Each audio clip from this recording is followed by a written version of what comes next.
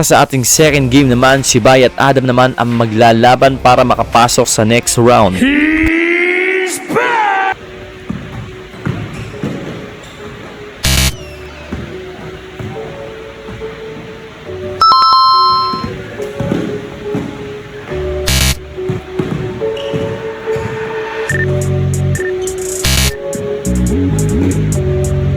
Sa opening game, si Adam agad ang unang kumamada. Grabe, halos lahat ang bitaw niya sa tres. Pasok.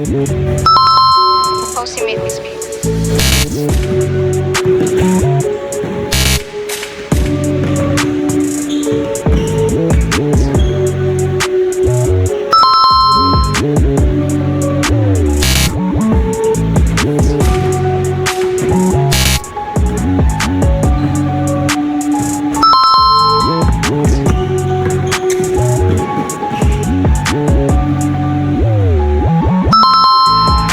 Kaso nung bandang huli, medyo napagod na siya. Kita mong bumagal na yung galaw niya at hindi na kasing bilis at linis ng una. Parang naubusan siya ng gasolina.